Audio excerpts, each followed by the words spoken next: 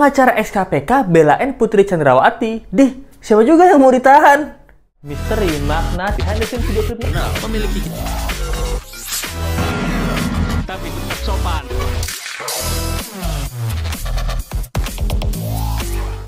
Hai, apa kabar? Kembali lagi di Let's Go. Apa kabar kalian semua? Gue kalian baik-baik aja.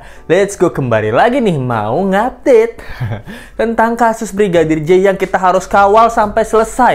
Ini nih akan menjadi babak baru ya, bukan babak baru atau babak lanjutan nih. Apakah yang akan terjadi ke depannya dan hasil apa yang akan diumumkan di persidangan? Nah, Let's Go mau bahas apa nih? Nah, Let's Go mau bahasnya yang pertama tentang ini nih, tentang ex jubir KPK ini yang ngebelain Putri Chandrawati. Nah, ternyata ini nih membuat orang-orang tuh mind blowing ya. Dikasih amplop berapa sih? Nah, lalu juga ada Putri Chandrawati itu yang nggak ditahan gitu, dan bilangnya siapa yang mau ditahan? Siapa yang siap ditahan? Lalu yang terakhir ini adalah Kuat Ma'ruf. Ada berita kabar bahwa Kuat Ma'ruf sebut Brigadir J untuk melecehkan PC. Nah lo, kok bisa gitu ya beritanya? Aduh, apakah ini temuan baru? Nah, tanpa berbasa-basi lagi, let's go kita bahas. Nah, let's go pertama bahas tentang Pak Kamarudin Simanjuntaknya. Ini adalah satu-satunya, bukan satu-satunya, salah satunya yang paling bervokal keras untuk meminta keadilan bagi Brigadir J. Nah, Pak Kamarudin Simanjuntak ini memberikan statement yang lumayan tegas dan pedas nih. Dia tuh maksa bahwa PC ini ditahan. Atau sebenarnya Kejaksaan Agung ini belum terima suap ya? Yang kita tahu kan bahwa kasus Brigadir J ini di laporan para tersangkanya udah lengkap dan udah akan memulai persidangan. Nah, kemungkinan persidangan ini akan dilakukan secara tertutup, tidak terbuka, tertutup. Karena apa? Karena mengingat hal ini lebih cenderung ke motif, yaitu pelecehan seksualnya gitu. Nah, pelecehan seksual terjadi ini itu menyebabkan pembunuhan berencana. Nah, jadinya kalau ada seksualitas ataupun omongan-omongan dewasa ini biasanya sih akan dilakukan persidangan secara tertutup karena akan menceritakan bagian-bagian yang diremes, diraba-raba.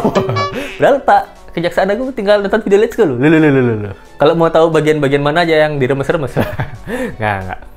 Jadi Kamarudin Simanjuntak ini tegas bilang bahwa harapan kami Kejaksaan Agung ini berani buat menahan Ibu PC ini. Ya kita anggap aja Kejaksaan Agung ini belum menerima doa gitu dari Ibu PC. Nah, doa ini sarkas ya. Doa ini menurut Pak Kamarudin itu adalah dorongan amplop. Dorongan angpau.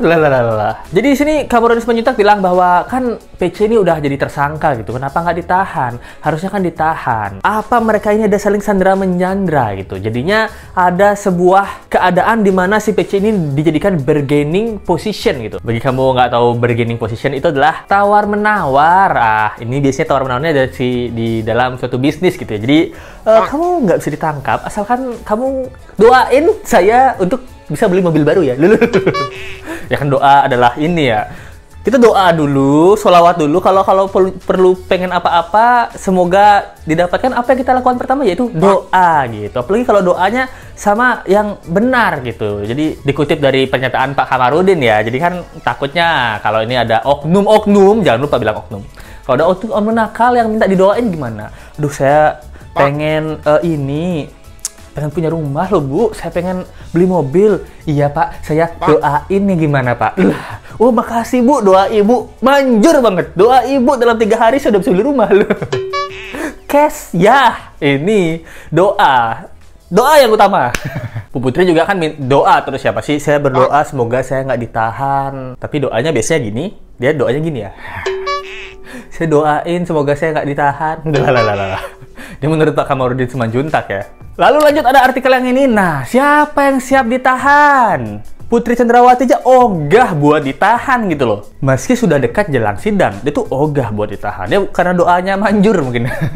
Nah, Kejaksaan Agung udah kasih tahu bahwa P21-nya itu udah laporannya udah lengkap buat bisa melakukan sidang gitu. Tapi si PC ini bernegosiasi supaya nggak ditahan. Mungkin PC ini memang pinter bernegosiasi ya. Kalau sama kepolisian sama kejaksaan dia pinter bernegosiasi supaya tidak ditahan.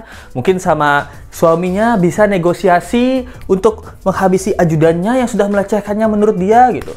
Mungkin sama ajudannya juga minta bernegosiasi.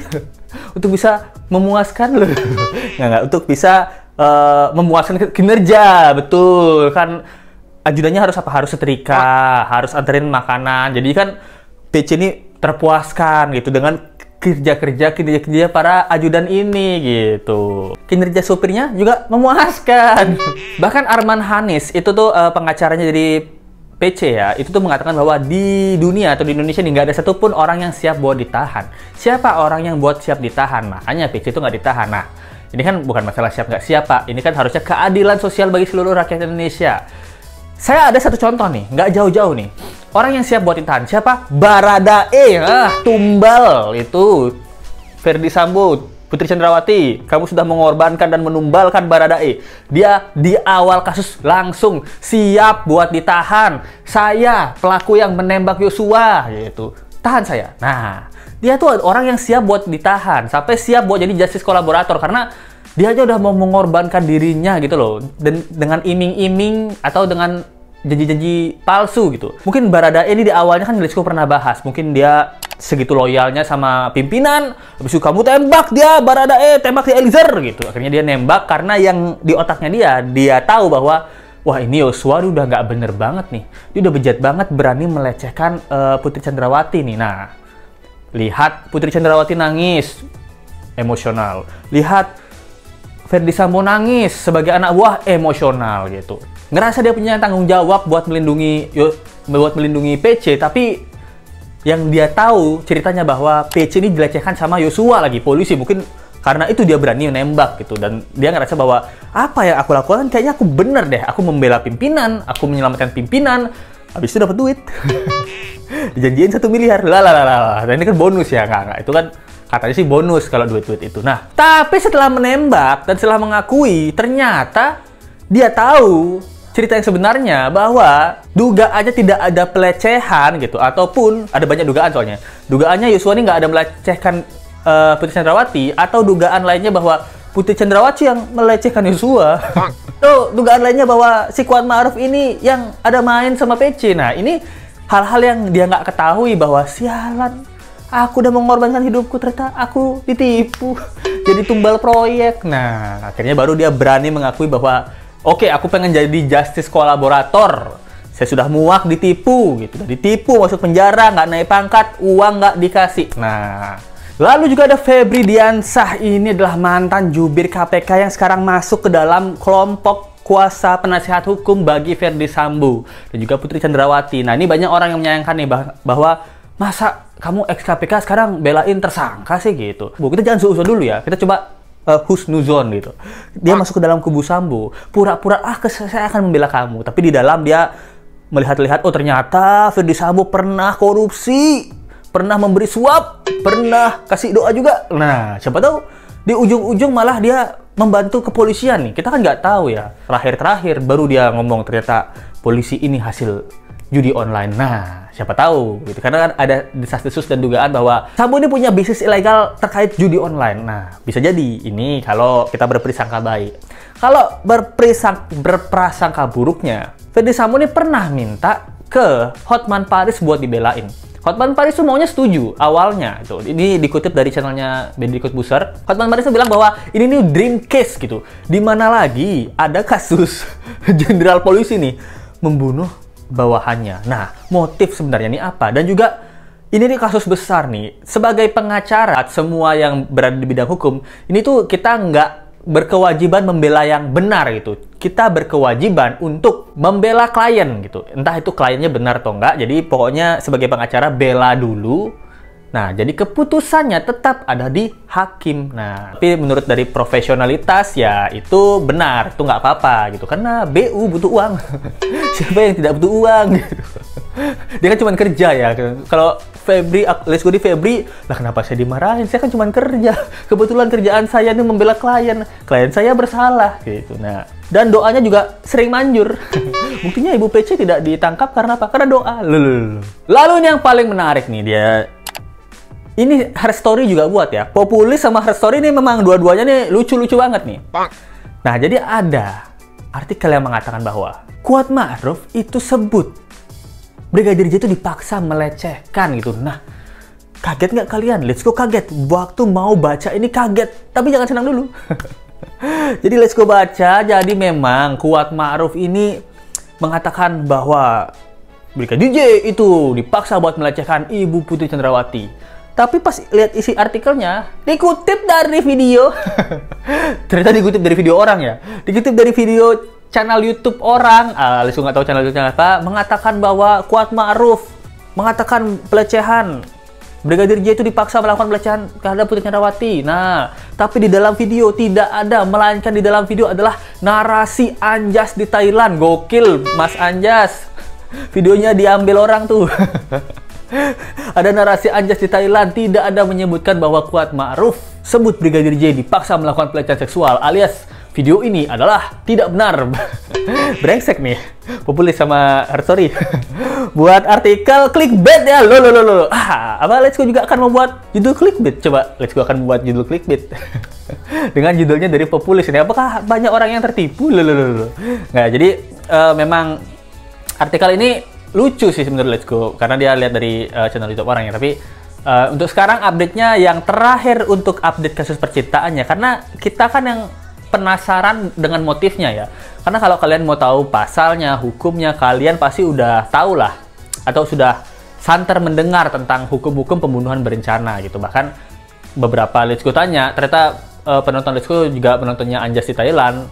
Let's Go kan ini biasanya orang-orang awam punya pertanyaan, kita bertanya bareng-bareng gitu. Makanya banyak yang di komen Let's Go bilang, kok Let's Go otaknya sama kayak otak saya sih. Otak kita, otak-otak gosip ya, otak-otak drama ya. Apa benar supir dan juga majikan itu ada hubungan? Kayaknya benar deh. Apa benar majikan dan juga ajudan ini kesuka? Nah, ini apakah yang diraba-raba adalah bagian-bagian sensitif? Seperti apa raba-rabaannya? Nah, itu yang membuat kita tuh pengen tahu. Kamu bisa buat pernyataan bahwa kamu dilecehkan, tapi tidak bisa mengungkapkan bagian mana yang dilecehkan, bagian mana yang di-nyos-nyos. Visum juga nggak mau gitu. Padahal orang awam aja tahu kalau diperkaos apa adik-adik, apa teman-teman. Nah, kalau diperkaos pasti vagina itu dalam keadaan kering dan tidak siap untuk melakukan hubungan seksual. Pada saat vagina kering, itu sekitar di penetrasi. Penetrasi itu adalah memasukkan batang pisang ke dalam donat. Saat dilakukan penetrasi itu menyebabkan lecet yang ada pada bagian vagina. Nah, ini kalau di visum bisa menjadi salah satu alat bukti untuk memperkuat pelecehan yang terjadi. Tapi, dari beberapa keterangan yang kita dapatkan, duga-dugaan keterangan bahwa ada jilatan, ada rabaan, ada lucutan pakaian. Nah, setelah itu baru diperkaos. Setelah diperkaos, pakaiannya dipakai, baru duduk di toilet dan menangis. Itu kan sepertinya ini kayak bodoh-bodohin anak kecil ya. Untuk orang-orang dewasa dan remaja pasti sudah tahu ya, sudah tahu dan mungkin sudah pernah melakukan tindakan dewasa, yaitu making love gitu. Jadinya ya kita tahu kan bahwa tahapan making love yang biar bikin gak lecet tuh gimana. Nah, kalau lecet itu keluarnya pasti ada sedikit pendarahan gitu. Nah, itu sih dari visum itu harusnya yang sangat-sangat kuat. Kalau sampai kemarin si korban ini, yang katanya korban ini berani buat visum, udah pasti deh, langsung deh hukuman tuh bisa dijatuhkan dan persidangan bisa lebih dipercepat. Tapi kan nggak mau. Nah, apa takut ketahuan kalau ternyata bukan perkaosan, tapi percintaan. Gimana menurut kalian tentang kasus ini? Nah, Let's Go sih masih berharap kita bisa mengawal kasus ini sama-sama ya. Selain ini bisa membuat jera juga sama oknum-oknum kepolisian supaya tidak semena-mena lagi. Ini juga sebagai perbaikan kasus atau hukum di Indonesia kita lah. Karena semakin banyak orang yang mengawal kasus ini, semakin berhati-hati juga para oknum-oknum ini dapetin doa dari para tersangka ya gitu. Takutnya kan mereka doanya lebih manjur ya. Buktinya kaya-kaya, polisi kaya-kaya gaji 60 jutaan itu, tapi bisa naik jet pribadi tuh dari mana? Dari mana? Dari doa. Jadi komen aja di bawah tentang pendapat kalian tentang kasus ini. Jadi jangan bosan-bosan buat mengawal sampai diputuskannya hukuman yang seadil-adilnya bagi para pelaku. Jangan lupa like, comment, share, dan subscribe video ini. Thank you banget yang udah nonton. Kita ketemu lagi di video berikutnya. Sampai jumpa lagi ya. Bye. Misteri makna behind the scenes video klip memiliki